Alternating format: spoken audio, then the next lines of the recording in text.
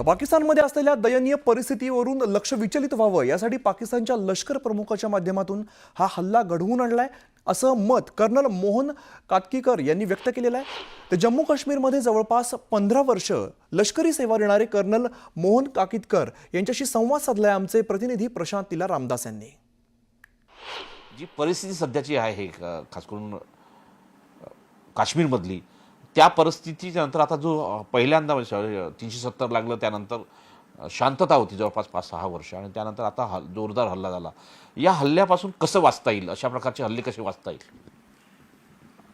सध्या परिस्थिती काश्मीरमध्ये इम्प्रूव्ह झालेली होती आणि हल्ल्याचं प्रमाण कमी झालं होतं, इन्फिल्ट्रेशन कमी झालं होतं आणि याच्या अपोजिटमध्ये पाकिस्तानमध्ये इकॉनॉमिक कंडिशन्स फार पुअर होते, त्यांची फारच खराब परिस्थिती होती।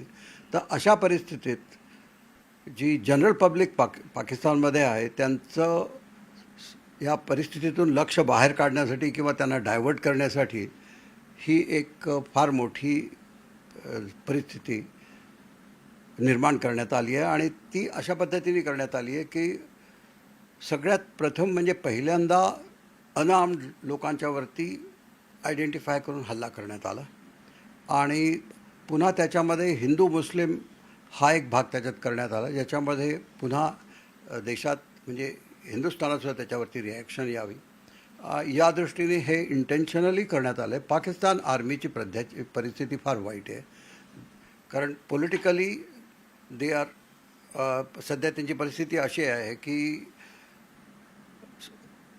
इन्स्टॅबिलिटी आलेली आहे त्यांच्यामध्ये। इनसाईड पाकिस्तानमध्ये इतके टेररिस्ट अटॅक्स होत आहेत, त्याच्यामुळे त्यांची इमेज टार्निश झाली आहे। तर अशा परिस्थितीमध्ये आणि लोकांची परिस्थिती खराब आहे, कारण इकॉनॉमिक कंडिशन अत्यंत वाईट आहे। तर अशा परिस्थितीत लोकांचं लक्ष बाहेर वेधण्यासाठी काहीतरी फार मोठा असा त्यांना इन्सिडेंट घडवायचा होता आणि तो हा पाकिस्तानी आर्मी चीफ हसीम मुनीरनी घडवून आणलेला आहे। हसीम मुसा म्हणून सैनिकाचा उल्लेख केला जातोय। 3 छायाचित्र पुढे आले होते, त्यापैकी हसीम मुनाचे स्केच पुढे आलं होतं। आता हसीम मुनाबद्दल माहिती पडली की तो त्यांनी पाकिस्तान लष्करामध्ये काम केलेलं आहे।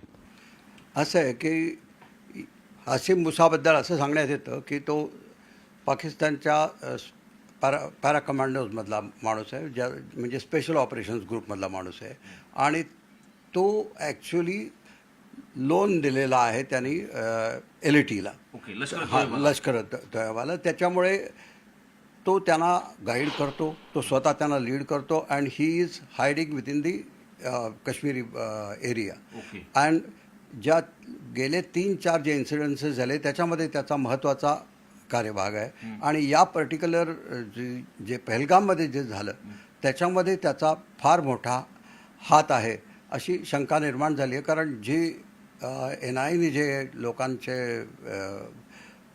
जी चौकशी केलेली आहे त्याच्यातून हे बाहेर आलेलं आहे की हा त्याच्यामध्ये लीडमध्ये आहे। पाकिस्तानला युद्ध हवं आहे, तर भारत सरकारची तशी तयारी आहे की काय वाटतं तुम्हाला?